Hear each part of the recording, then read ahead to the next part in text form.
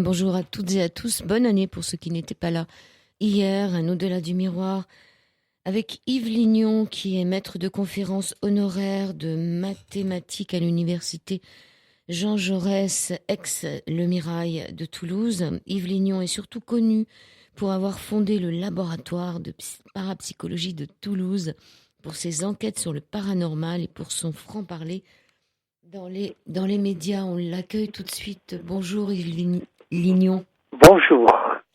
Alors, vous êtes toujours dans ce laboratoire de parapsychologie de Toulouse? Le laboratoire de parapsychologie, il a quelque chose de virtuel. Il était lié à mon activité universitaire, puisque c'est le département de mathématiques où j'étais enseignant-chercheur qui fournissait la logistique, le local, les timbres, l'accès Internet.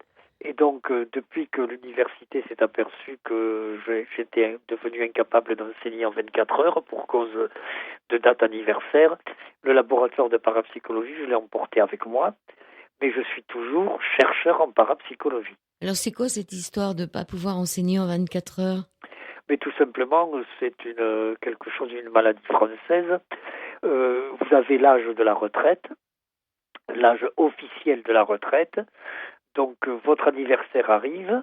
La veille, vous avez pu donner un cours. Le lendemain, vous en êtes considéré comme incapable. Vous ne pouvez plus enseigner. C'est tout simple. D'accord. Et personne a repris le flambeau? Personne n'a repris le flambeau, non. Mais j'ai emporté le flambeau avec moi. Bon, Je mène toujours des recherches en parapsychologie et je prépare quelques expériences même. et vous allez nous éclairer ce soir avec votre flambeau que vous allez tendre très très très très haut. Vous avez publié aux éditions de la Vallée Heureuse, chronique au pluriel du mystère au singulier, du spiritisme au masque de fer.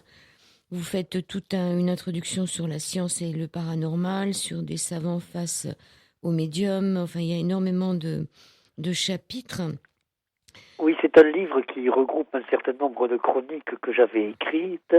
Et ce livre, c'est des chroniques parce qu'on m'en demande de partout, pour des sites internet, pour des petits fanzines. Donc j'ai voulu les regrouper dans un livre pour accompagner l'aventure d'une jeune maison d'édition toulousaine. Parce que vous voyez, je suis terriblement toulousain. Je suis de ceux qui estiment qu'il vaut mieux être comte de Toulouse que roi à Paris. Et donc, j'ai voulu accompagner l'aventure de cette maison d'édition en lui donnant, pour commencer, ce recueil de chroniques. Et en même temps, ça m'a donné l'occasion de rappeler que si je suis un mathématicien pur et dur, je n'ai pas honte d'être un mathématicien, et pour moi, 2 plus 2, ça fait 4, et ça n'est pas approximativement compris entre 3 et 5. C'est 4 points, c'est tout. Donc, si je suis mathématicien, ma démarche intellectuelle, tout ce qui m'a amené à la parapsychologie, me situe aussi dans le prolongement d'une aventure extraordinaire qui a commencé vers 1960 et qui est celle du Matin des magiciens de la revue Planète. Mm. Et donc, le Matin des magiciens, la revue Planète, s'intéressait à tous les mystères et pas seulement à la voyance, pas seulement aux maisons hantées. Donc, j'ai voulu rappeler dans ce livre que j'étais de cette filiation et que je m'intéressais aussi, par exemple, à quelques mystères historiques comme celui du masque de fer. Mm. Mais ça, c'est le côté, hobby. C'est vrai que mon vrai métier, si j'ose dire métier sans le mettre entre guillemets, c'est l'étude de phénomènes tels que la voyance, les guérisseurs, les maisons hantées et ainsi de suite. Alors, la voyance. Vous dites dans votre livre à la page 53 que dans Ma sorcière bien payée, un livre déjà ancien qui date de 92, mais qui rapporte les résultats d'une enquête dont la qualité reste inégalée, le journaliste Frédéric Méridien a montré sans ambiguïté qu'ouvrir un cabinet de voyance peut servir de relais pour Bon, blanchir de voilà. l'argent. Est-ce que vous croyez qu'on en est encore là en Je suis 2017? persuadé qu'on en est là et qu'on en est même là encore pire qu'à l'époque où Frédéric Méridien écrivait son ouvrage il y a 40 ans. La voyance, c'est quelque chose d'extraordinaire. Je fais partie des scientifiques qui considèrent que la voyance, c'est une réalité, que c'est un phénomène qui existe, que certains êtres humains sont capables de vous donner des informations concernant l'avenir. Bon, ça, pour moi, c'est indiscutable. Il y a des expériences qui ont été menées depuis maintenant presque un siècle qui montrent que on ne peut pas plus discuter la voyance qu'on ne peut discuter la marche à pied. Bon, ceci dit, la voyance, le phénomène, c'est une chose. Et puis, il y a à côté de ça, le milieu des voyants professionnels. Des gens qui mettent une plaque sur la porte d'un immeuble en disant consultation de voyance tous les jours de la semaine, sauf le samedi après-midi. Alors ça, malheureusement, le milieu des voyants professionnels est terriblement infesté par le charlatanisme. Et donc, il y a d'une part le phénomène de voyance et d'autre part le phénomène charlatanesque, si j'ose dire. Alors vous dites que se faire passer pour capable de prédire l'avenir ne sert pas à grand-chose quand seul votre concierge est au courant. Donc Oui, il faut se faire connaître. mais oui, bien sûr, il faut se faire connaître. Il y a toute une organisation quand on veut faire le métier de voyant. Hein. Il faut par exemple, je vais vous citer une anecdote, une dame à Toulouse, toujours Toulouse, que j'ai réussi à envoyer devant le tribunal. Hein, parce que je fais la chasse aux voyants dans la mesure où j'estime que aux faux voyants.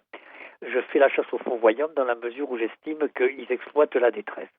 Donc voilà une dame qui se débrouillait pour être prise en photo à côté de célébrités. Vous voyez, elle avait un cabinet non loin du centre de Toulouse et très proche d'un hôtel dans lequel descendaient des gens qui venaient donner un tour de chant, des choses comme ça à Toulouse. Et donc, quand une de ces célébrités arrivait à l'hôtel, elle se débrouillait pour être photographiée à côté d'elle. Après quoi, elle disait, je voyais la preuve que j'ai été consultée par un tel, c'est que je suis photographiée avec lui. Et donc, les voyants se font connaître comme ça, et évidemment, ça attire la clientèle. Ça, on trouve dans votre livre les trucs Oui, bien sûr. pour s'en J'ai sortir. voulu donner un chapitre sur les trucs des faux voyants.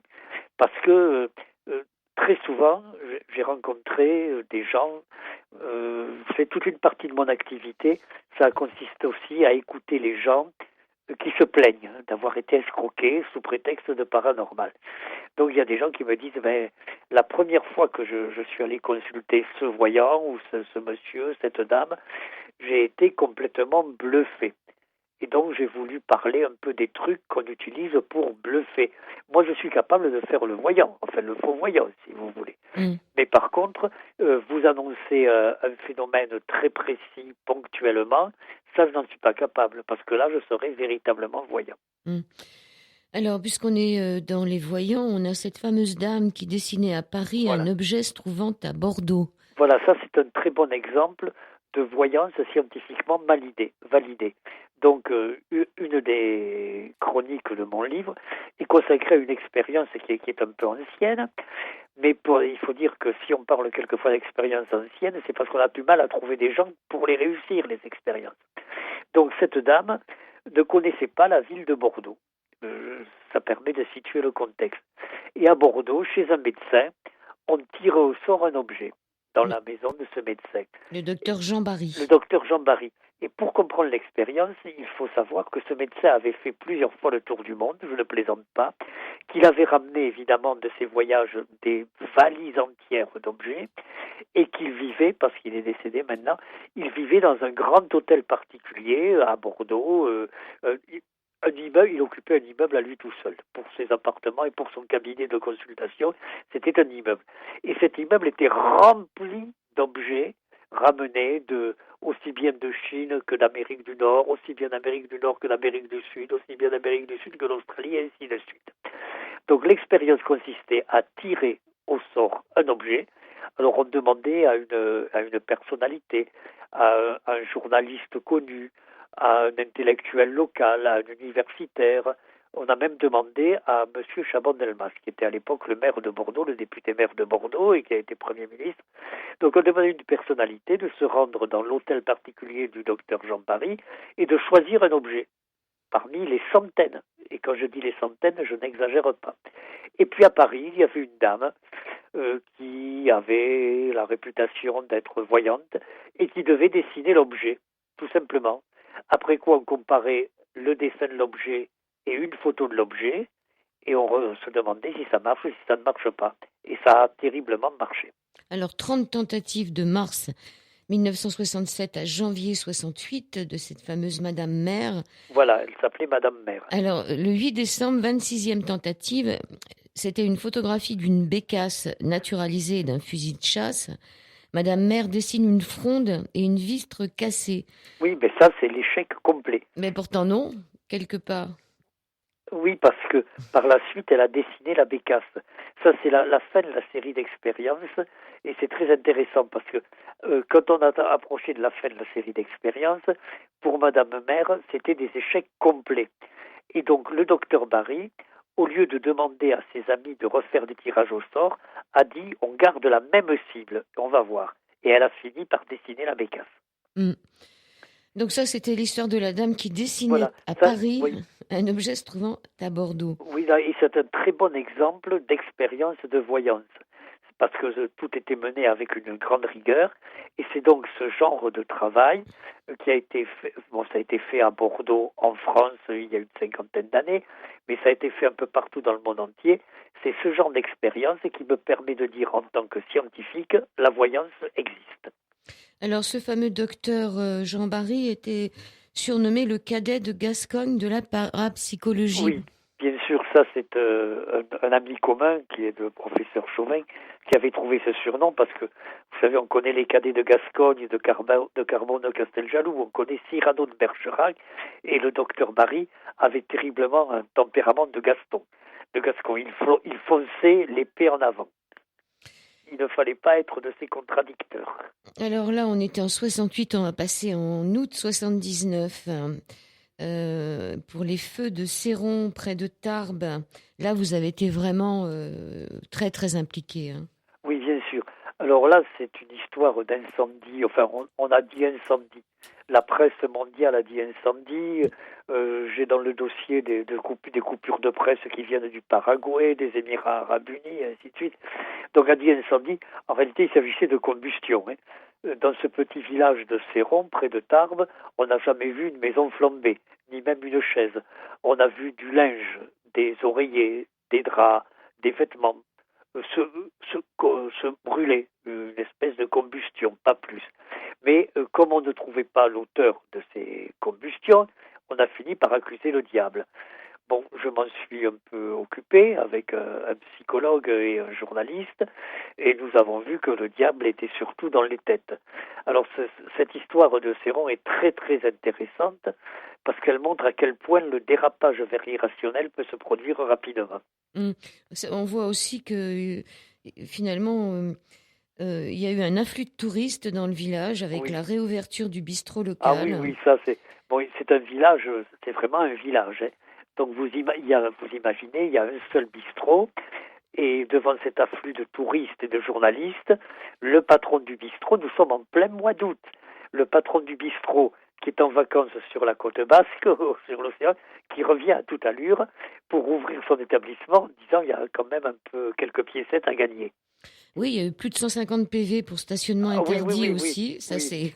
Oui, ça avait été une idée d'un officier de gendarmerie en disant on va flanquer des PV à tous les touristes parce qu'évidemment dans un village il n'y a pas de parking et donc par conséquent les gens se garaient n'importe où, dans les fossés, devant les maisons, dans les cours des maisons et donc on a eu l'idée d'aligner les procès-verbaux de gendarmerie.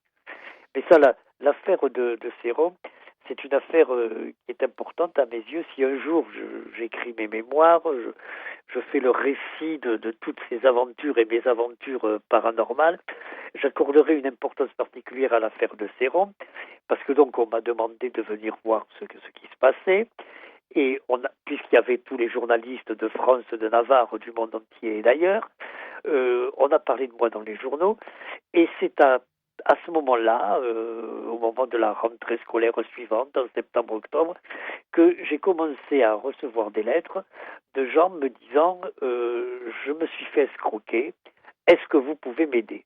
Ou bien, ça c'est une première catégorie de correspondants, ou bien j'ai fait tel rêve bizarre, par exemple, j'ai rêvé la nuit dernière que le garage situé à côté de mon immeuble brûlait, et quand j'ai ouvert les fenêtres en me levant, les pompiers étaient encore là.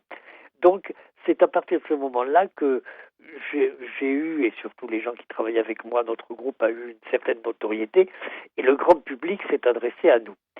Et ça a posé d'ailleurs un problème de conscience. Parce que quand vous recevez une lettre, de quelqu'un qui vous dit je me suis fait escroquer, alors de lettres particulièrement sordides, des histoires de retour d'affection, des choses comme ça. Je me suis fait escroquer. Vous qui êtes un scientifique enfermé dans votre université, vous pouvez avoir deux réactions. La première, c'est de répondre, écoutez, adressez-vous à la justice. La seconde, c'est de dire, cette personne a besoin qu'on l'aide. Et avec mes petits camarades, avec les psychologues qui venaient d'enquêter avec moi sur cette affaire d'incendie diabolique, avec mes collègues du département de mathématiques qui me fournissaient un local, une ligne téléphonique et ainsi de suite, nous nous sommes demandé qu'est-ce qu'on fait. On dit on va répondre à la demande. Et c'est là que j'ai commencé à répondre à toutes ces lettres, me demandant soit des explications sur des phénomènes bizarres vécus, soit sur à propos de victimes du faux paranormal, et qu'à l'heure actuelle, je ne reçois plus des lettres papier, bien sûr, je reçois des mails, des messages personnels sur Facebook, mais je réponds encore à près de 500 personnes chaque année. Alors, puisque vous parlez de Satan, dans cette histoire de Céron, ils ont commencé par dire que le Satan se cachait dans les plumes.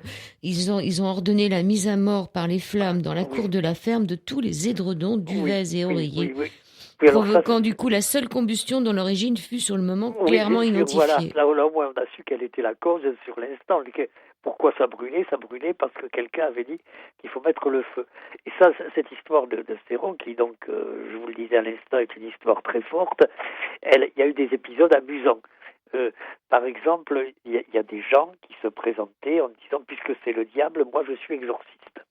Alors puisque je suis exorciste, je vais exorciser. Malheureusement, mes services ne sont pas gratuits. Bon. Très bien, alors faut payer. Si vous voulez que je chasse le diable, ça va vous coûter quelques billets.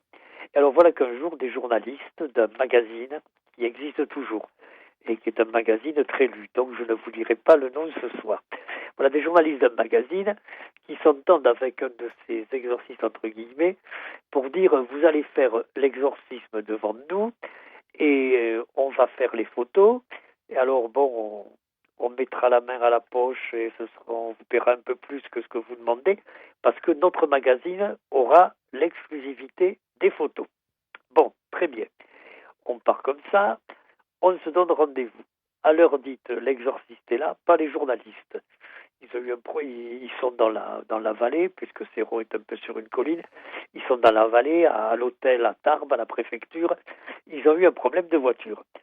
Bon, l'exorciste est là, par contre, au rendez-vous. Il s'impatiente. Bon, au bout d'un moment, il fait son exorcisme, il fait son petit cinéma avec de l'eau soi-disant bénite, etc. Et il dit, voilà, moi j'ai fait le boulot pour lequel j'ai été payé, je m'en vais.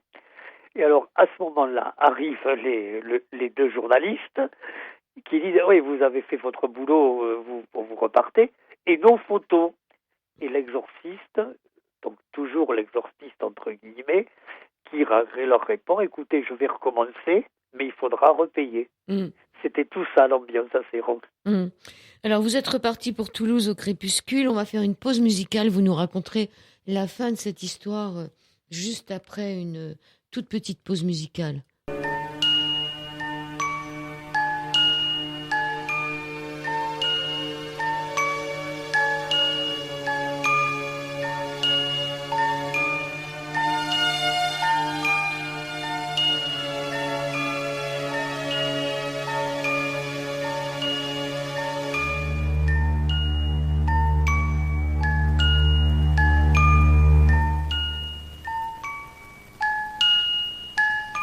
Voilà, IDFM 98 de la Bande FM, seconde partie de cet Au-delà du miroir avec Yves Lignon, maître de conférence honoraire de mathématiques à l'université Jean Jaurès de Toulouse, qui nous parle de ces chroniques du mystère. Nous sommes à Céron, nous sommes en août 79, il y a eu plus de 50 incendies depuis le 6 août.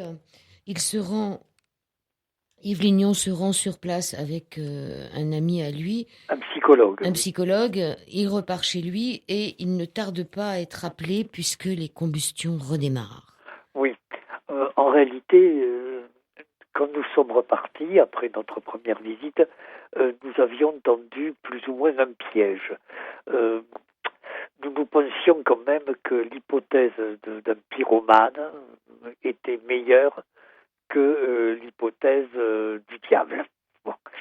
Et donc, par conséquent, s'il y avait un pyromane, il fallait le piéger. Et donc, déjà, lors de notre première visite, en fin d'après-midi, quand j'ai rencontré la presse, j'ai commencé à faire un petit discours en disant « mais moi, je ne sais pas trop où j'en suis, etc. » Donc, j'ai voulu donner l'impression que je pataugeais, alors que nous avions les idées bien claires. Hein. Nous pensions vraiment à la probabilité de la pyromanie, et donc nous ne pataugions pas.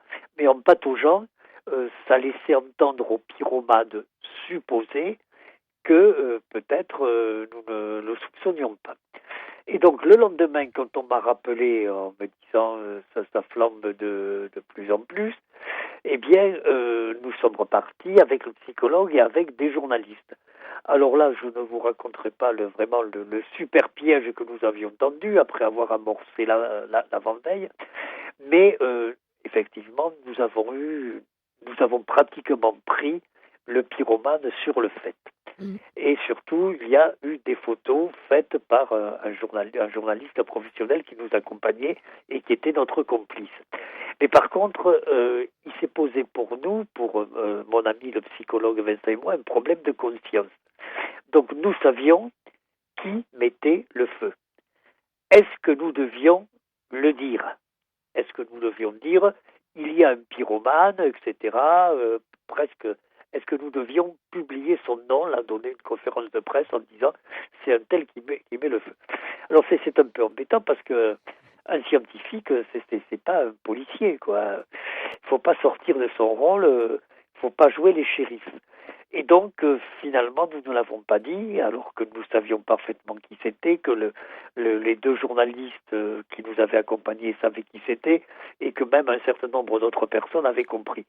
Nous ne l'avons pas dit, nous nous sommes contentés de dire que nous, en tant que scientifiques un peu spécialisés en matière de paranormal, nous n'avions plus rien à faire. Nous pouvions repartir, ça concernait la gendarmerie, et effectivement, la gendarmerie a résolu le problème.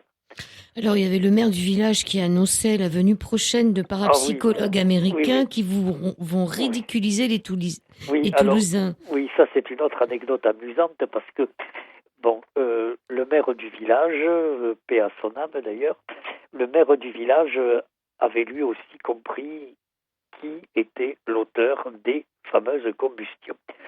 Sauf que c'est peut-être l'esprit rural et pas seulement dans les Pyrénées, en France, je crois dans toutes les régions de France, les communautés rurales ont tendance à se refermer sur elles-mêmes pour s'autoprotéger.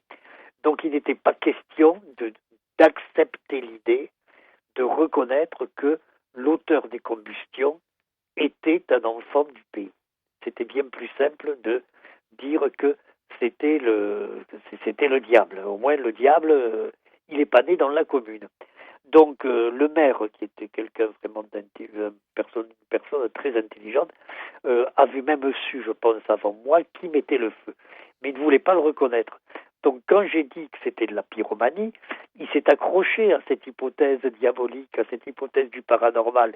Et il a dit, mais cette espèce de Lignon, là, ce petit mathématicien de Toulouse, il se plante complètement. D'ailleurs, nous attendons des Américains. On attend toujours les Américains. Et ces Américains vont ridiculiser le Toulousain.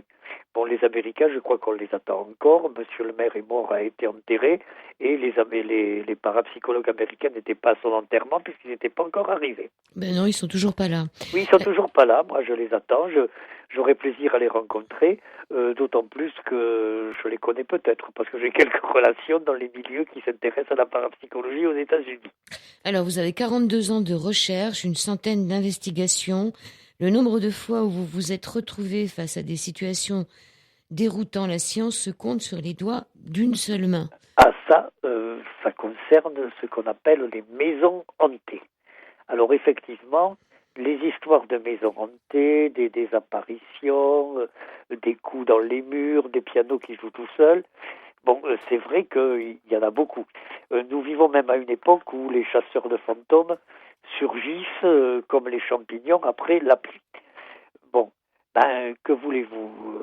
Il suffit qu'on raconte que quelque part, il y a un endroit qui est abandonné où on entend des bruits pour que les chasseurs de fantômes se précipitent. Si le ridicule tuait, les régions de France seraient remplies de cadavres de chasseurs de fantômes. Donc moi, dans toute ma carrière, j'ai vraiment eu de très nombreux témoignages de gens qui m'écrivaient: je pense que ma maison est hantée, il y a des bruits, ce sont forcément des morts qui reviennent, et ainsi de suite. Et je parle d'une centaine d'enquêtes en 40 ans, en prenant le mot enquête, voyez-vous, au sens très large. C'est-à-dire que j'appelle enquête le fait d'avoir téléphoné à la personne qui témoigne. Simplement téléphoner pour dire: écoutez, vous m'avez avisé, vous m'avez envoyé un mail, vous m'avez écrit pour me dire qu'il se passait telle ou telle chose. Est-ce que vous pouvez m'en dire un peu plus? Et ça, pour moi, c'est déjà une enquête. Et donc, ça fait pas beaucoup. Et sur cette centaine d'enquêtes, eh bien, j'ai eu une petite liste de maisons véritablement hantées. Tenez, voulez-vous que je vous en donne la liste? Oui. Alors, la maison hantée 2 fois qui est dans votre livre, elle n'en fait pas partie. Non. D'accord. Non, donc mais là, j'ai préparé la liste, vous voyez. Je vous écoute. Dans l'ordre. Alors, il y a une histoire qui s'est passée dans un petit village qui s'appelait Vaillocès, près de Montpellier. Il y a une autre histoire, alors là, je ne vous dirai pas le nom exactement exact de la commune, parce que ça se passait chez le garde champêtre. Mais on va dire que c'est quelque part entre Toulouse et Castelnaudary, la ville du Cassoulet. Il y a une histoire de maison hantée dans un salon de coiffure à Lyon. Oui. Il y a une histoire dans une commune de la Nièvre qui porte un nom très curieux qui est La Machine. Il y a une histoire en Belgique, dans la petite commune d'Arc-Quatripont. Et il y a une histoire à Bordeaux, dans une boucherie. Et il y a, enfin, c'est la dernière, des incendies vraiment très mystérieux dans une villa près de Carpentras, en Provence. Ça en fait 6. Oui, voilà. Et c'est tout.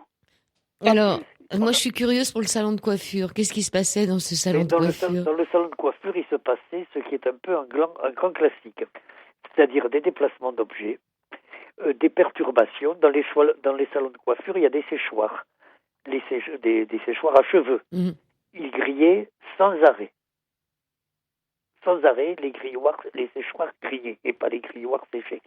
Donc, sans arrêt, les séchoirs grillaient. Il y avait des déplacements d'objets. On rangeait les flacons de shampoing, etc. Le soir, on les alignait bien. Le lendemain, quand on rouvrait la boutique, ils étaient tous renversés. Il y en avait certains dont les bouchons étaient ouverts, donc le liquide avait coulé quelquefois jusque sur le plancher, et ainsi de suite. Voilà, et c'était à Lyon. Et la boucherie? Alors, la boucherie, c'était là encore la même chose. La boucherie, c'était à Bordeaux, mais la boucherie, c'est intéressant parce que ça va nous amener à parler peut-être des hypothèses autour des maisons hantées.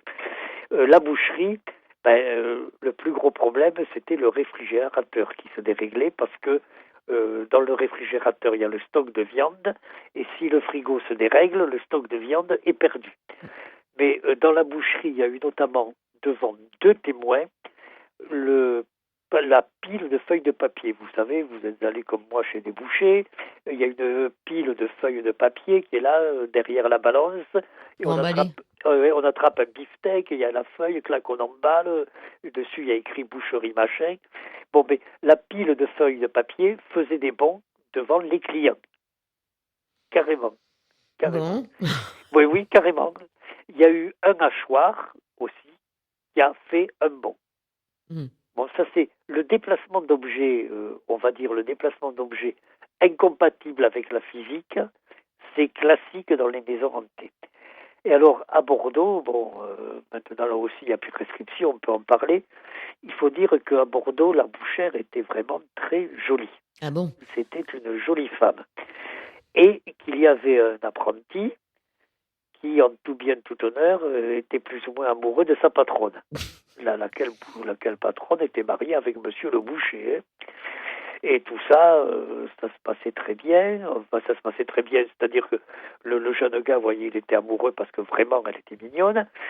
mais lui-même ne se rendait pas compte qu'il était amoureux. Et c'est lui qui faisait sauter comme ça tous les Voilà, papiers d'emballage. voilà. Donc, ça illustre le cas des maisons hantées, où il y a, chaque fois qu'on a une affaire de maison hantée, on a une espèce de nœud psychologique. Et là, en l'occurrence, il y avait une pulsion affective et peut-être d'ailleurs sexuelle qui était refoulée. Et donc, quand il y a un problème psychologique, il y a maison hantée. Et si on met fin au problème psychologique, le phénomène cesse. Et là, donc, on a réussi à se faire entendre du boucher en lui disant peut-être que votre apprenti, vous devriez le placer chez un de vos confrères pour que le calme revienne. Et le calme est revenu. Oui, vous dites que quand des événements douloureux et tragiques se sont déroulés quelque part, les histoires d'apparitions ne sont jamais loin, mais vous dites aussi que la maison hantée et les apparitions sont deux problèmes bien distincts. Oui, bien sûr, parce que souvent dans la légende, on mélange, on dit qui dit maison hantée. D'abord, on ne dit pas maison hantée, on dit château hanté. On dit qui dit château hanté dit fantôme. En réalité, les histoires d'apparition, on les trouve à Lourdes, pour ne pas aller chercher loin, on les trouve à Fatima, et on ne peut pas parler de maison hantée dans ces cas-là. C'est pour cela que scientifiquement, il vaut mieux faire la distinction. Quand même, on en parle dans Le Moine fantôme, dans les ruines du monastère Oui, à mais là, Souvigny. Là, c'est quand même bien oui, des apparitions dans votre livre. mais là, puisque vous m'avez lu soigneusement, vous avez dû constater que à la fin de ce long récit du moine fantôme, je ne conclus pas. Je conclus sans conclure, en disant que plusieurs pistes sont ouvertes et pas forcément celle de l'apparition. Page 133, c'est ce que dit, je pense, la femme. La forme fit exactement ce qu'elle avait fait la première fois, et là encore, je n'ai pas eu le courage de réagir, mais je ne pouvais plus douter. Une forme humaine venait parfois prier devant la cheminée de la chambre. Était-elle ce qu'on appelle un revenant? Elle ne s'en ressemblait en rien au fantôme dont j'avais vu l'image. Elle rappelait celle d'un moine paraissant très vieux. J'étais poursuivie par cette idée. Qui est cette forme? D'où vient-elle? Oui, alors ça, c'est ce que raconte le témoin, Madame V. Ce que raconte un témoin, ça n'est pas forcément la réalité. Son fils aussi l'a vu. Oui, le fils aussi, mais vous savez, si les témoignages étaient des preuves scientifiques, les cours d'assises seraient des endroits où régnerait la science la plus rude, la plus rigoureuse. Donc les témoins racontent ça. Ils voient quelque chose. Est-ce que ce quelque chose est d'ordre paranormal, c'est-à-dire est-ce que ce quelque chose échappe à la science? C'est un autre problème. On ne discute pas qu'ils racontent avoir vu quelque chose. Moi, je ne mets pas en cause leur bonne foi, leur honnêteté, tout ce que vous voudrez. Mais est-ce que ce quelque chose était paranormal? Ça, c'est une autre question. Et dans cette affaire du prieuré de Souvigny, on hésite. Moi-même, à l'heure où nous parlons, là, tranquillement, je ne sais pas si véritablement c'était paranormal ou si c'était quelqu'un qui a voulu faire une mauvaise farce. Alors, c'est au printemps 56. Voilà, ça s'est passé parce que ce sont des gens qui n'étaient pas de la région, qui ont acheté les ruines de ce monastère. Bon, on peut très bien imaginer que localement, l'arrivée de cette dame, de Madame V et de ses deux fils, ça n'a pas plu et que donc on a voulu leur faire une sale blague en espérant qu'ils repartiraient. Je n'en parle pas dans les chroniques, mais par contre, je suis persuadé, et quand je dis je suis persuadé, je parle scientifiquement, je suis persuadé que le phénomène d'apparition est une réalité. Et dans un autre de mes livres, j'ai étudié le phénomène des apparitions mariales, des apparitions de la Vierge à Pombenne, dans la Mayenne, qui me semble solide comme le béton. Mais là, à Souvigny, je ne sais pas. Donc elle le voit même en plein jour, occupé... Oui, elle le voit. Il y a des éléments en faveur du paranormal. Quand elle essaie de passer les mains à travers ce fantôme, elle a des brûlures. Ah oui. Et elle se brûle aux mains. Ça, j'avais oublié. Oui. Et ça, ces brûlures, ça a un côté inexplicable. À l'heure actuelle, encore, on n'y comprend rien. Bon, ça, c'est en faveur du paranormal.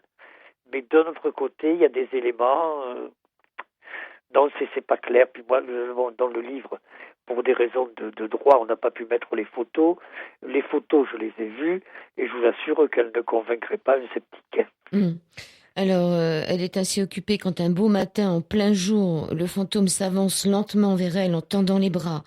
Elle dit, je sentis mes jambes se dérober, la sueur m'inonder, j'essayais en vain de crier tout en reculant, mais en vain, je sentis une main glacée s'appuyer sur la mienne, puis j'entendis une voix.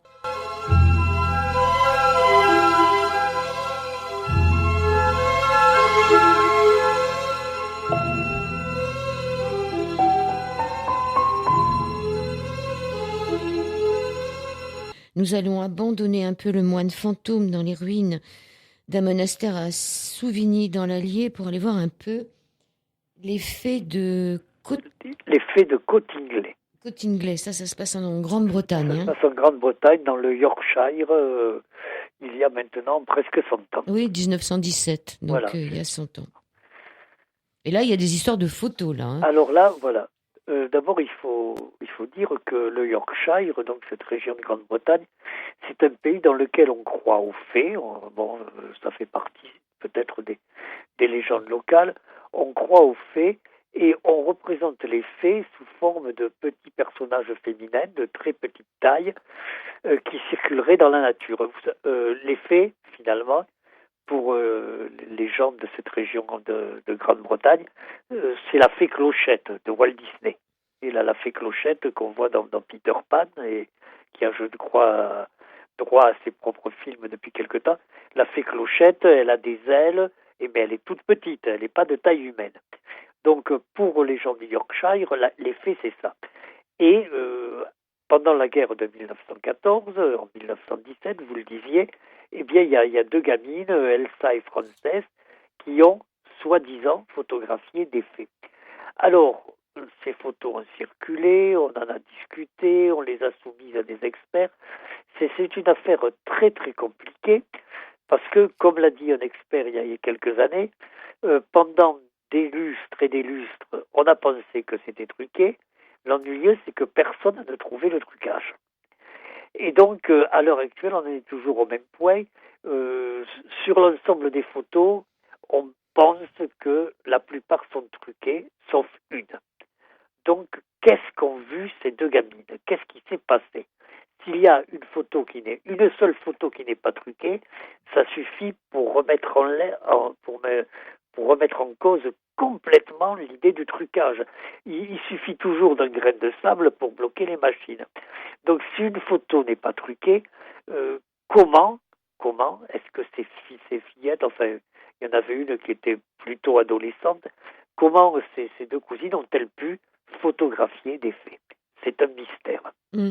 Alors, il y a aussi Conan Doyle qui se rend un peu Voilà. ridicule, qui écrit en 1922 The Coming of the Fairy. De toute façon, on les trouve sur Internet, les photos de ces fées, là. Donc, sur Internet, oui. Nos auditeurs les trouveront avec une extrême facilité. Et je précise donc que celle qui n'est pas truquée, c'est celle qui s'intitule Bête de soleil, celle qui ne serait pas truquée. On les trouve très facilement. De toute façon, il y a beaucoup de polémiques, mais Conan Doyle, à l'époque, s'en est mêlé.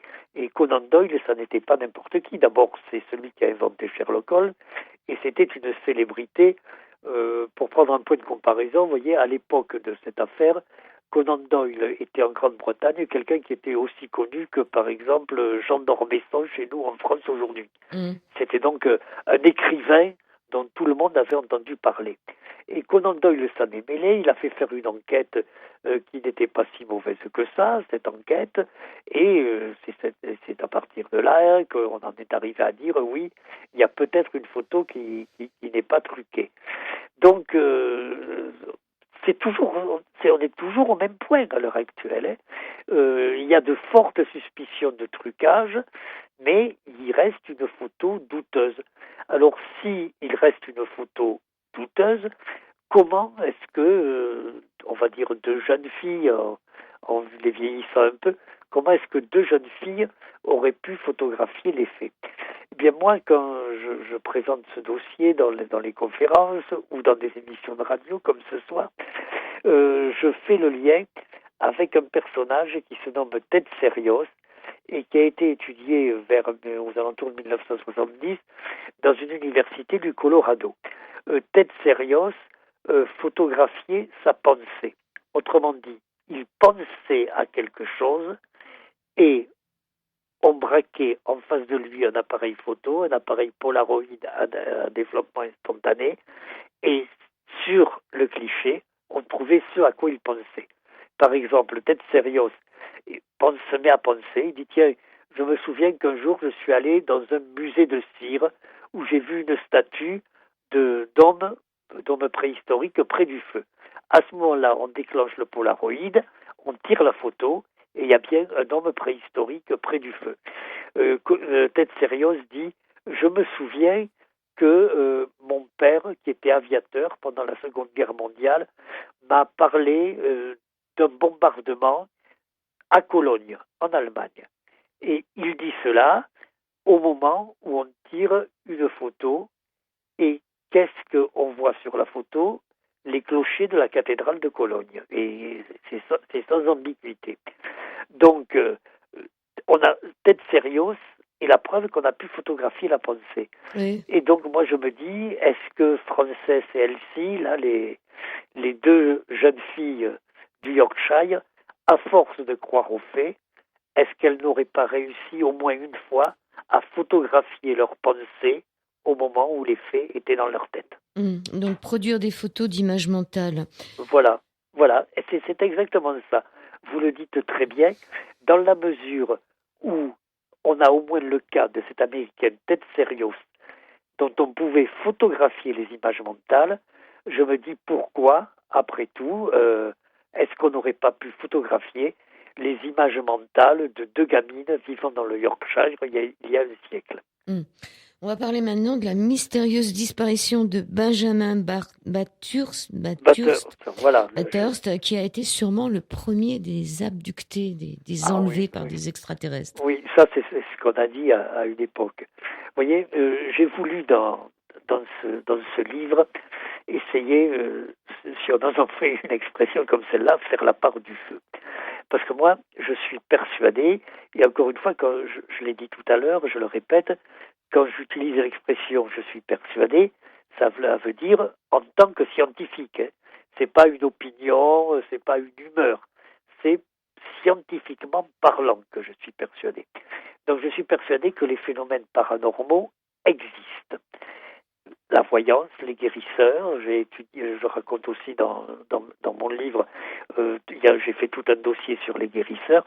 La voyance, ça existe, les guérisseurs, ça existe. Les maisons hantées, je vous ai tout à l'heure cité une petite liste, ça existe aussi. Mais ces phénomènes qui existent sont excessivement rares. Et ils sont même d'autant plus rares qu'ils sont plus intenses. Donc, par conséquent, j'ai voulu, dans mon livre, comme dans ceux qui l'ont précédé d'ailleurs, parler de phénomènes faussement paranormaux, pour qu'un peu les lecteurs fassent le tri entre le vrai et le faux. Et le grand public est très curieux de ces histoires-là. La preuve, le nombre de fois où on en parle dans Les Étranges du Carme à la télévision, le public est très curieux, et je vois aussi à travers mon courrier, à travers ma page Facebook, à quel point il y a une demande, comment faire le tri entre le vrai et le faux. Donc j'essaie de répondre sur Facebook, j'essaie aussi de répondre dans mes livres en disant il y a du vrai, et ce vrai c'est extraordinaire, c'est fabuleux, ça pose des questions incroyables, ça amène à remettre en cause des connaissances scientifiques très anciennes, mais ce vrai c'est la pépite d'or dans la grosse masse de boue qu'on a ramassée dans la rivière. Et donc, j'ai voulu, dans les chroniques, donner l'exemple d'un cas qui est particulièrement spectaculaire, c'est celui de Benjamin Bathurst, et qui pourtant n'est probablement pas paranormal. Alors, il a 25 ans, ce Benjamin Bathurst. Voilà. Ça se passe le 25 novembre 1809. C'est une histoire très, très courte. Oui, c'est très simple. Il a 25 ans, c'est un jeune héritier de la noblesse anglaise. Il vient d'être envoyé diplomatique à la cour de Vienne, à la cour de l'empereur d'Autriche. Il rentre en Grande-Bretagne. Donc, il va faire le trajet depuis l'Autriche jusqu'à Hambourg en calèche, en voiture à chevaux. Puis là, il va monter dans un bateau pour regagner son pays. Et comme le trajet en calèche, c'est un peu plus long que le trajet en TGV, il s'arrête un jour dans une auberge. Se reposer un peu, prendre un repas.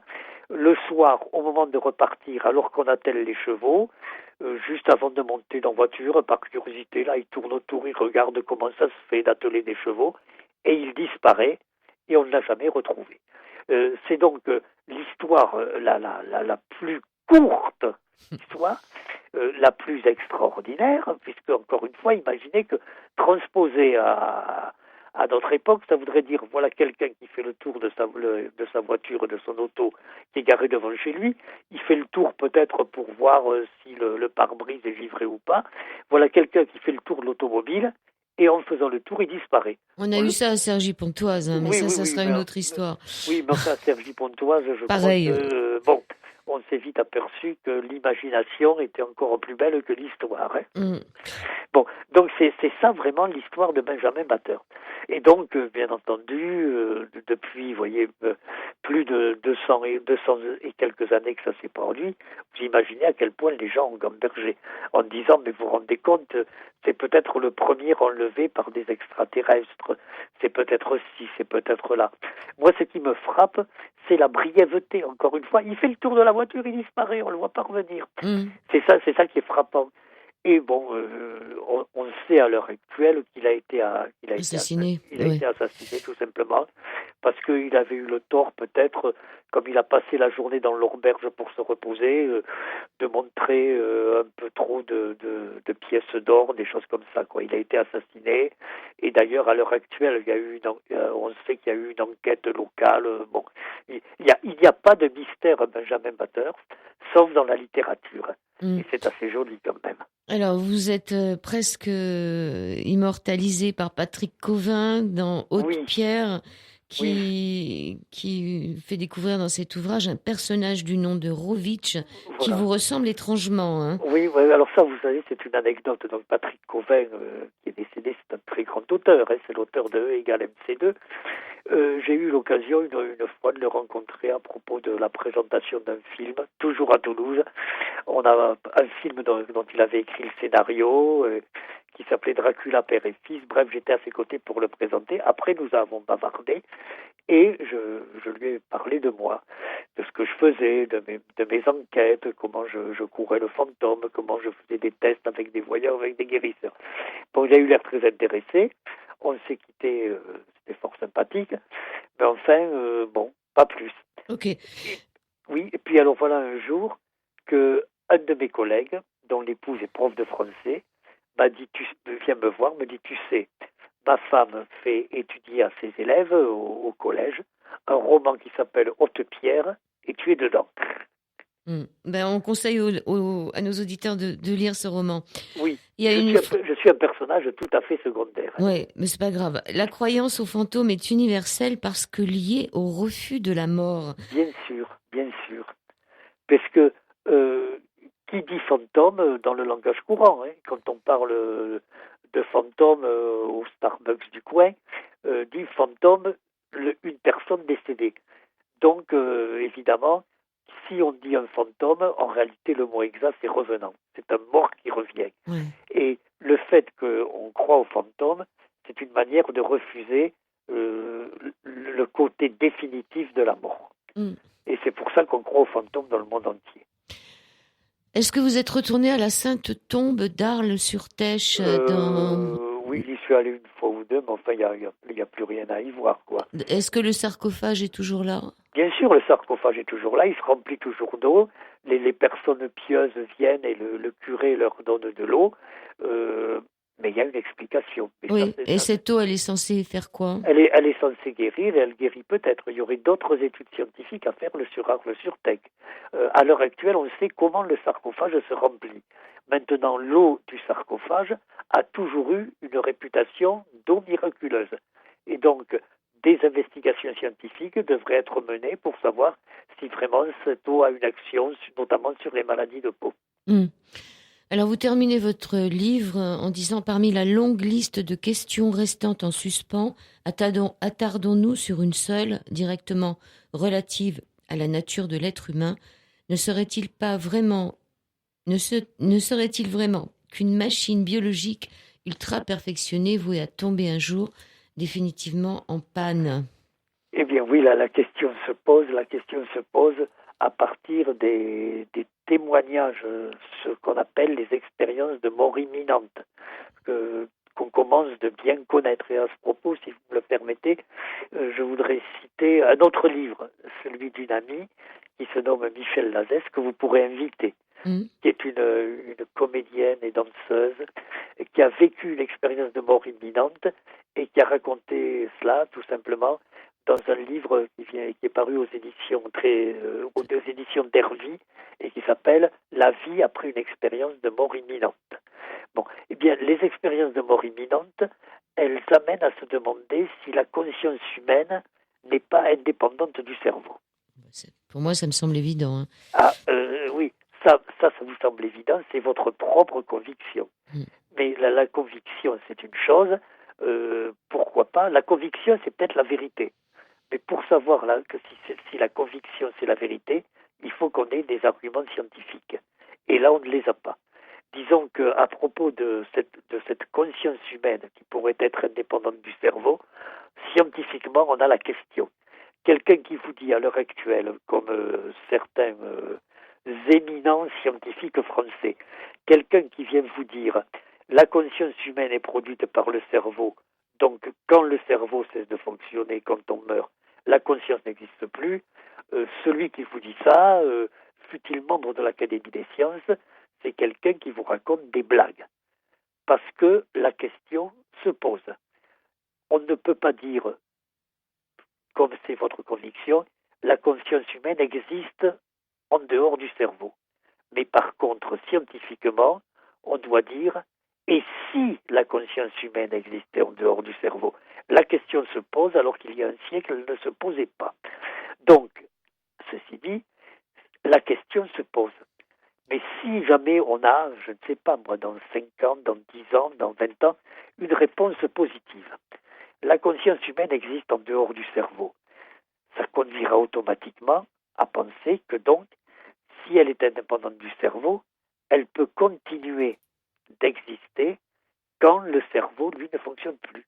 Autrement dit, elle peut continuer d'exister après la mort. Et pourquoi pas? Et ça, c'est une question fabuleuse. Elle est très scientifique. Il ne s'agit pas de parler de croyance, il ne s'agit pas de parler d'âme, de parler de paradis. Il s'agit de parler de ce qu'est l'être humain.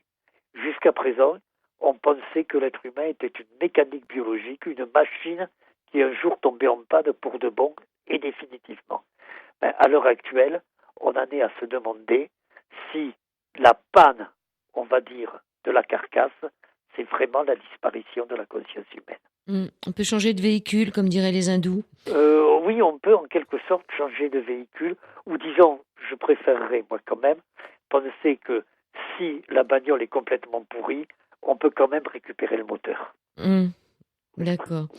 Yves Lignon, Chronique du mystère, du spiritisme au masque de fer, avec une préface de Philippe Marlin, aux éditions de la Vallée Heureuse. Vous défendez depuis 4 décennies la nécessité d'une approche véritablement scientifique des phénomènes dits parapsychologiques, et vous prenez une démarche se tenant à égale distance d'une naïveté qui gobe tout et d'un pseudo-rationalisme vieux d'un siècle battu en brèche par les découvertes de la physique contemporaine. Je vous remercie beaucoup. Et moi, je vous remercie parce que vous m'avez bien permis, au cours de cet entretien, d'exprimer ma pensée. Oui, il faut étudier ces phénomènes. Il ne faut pas les réduire au charlatanisme. Il ne faut pas croire non plus qu'on en voit partout. Mais il faut croire qu'ils existent, qu'ils sont réels et que les prendre en compte, ça a un côté révolutionnaire. Merci beaucoup, Yves Lignon. Merci beaucoup. Bonsoir. Merci, bonsoir.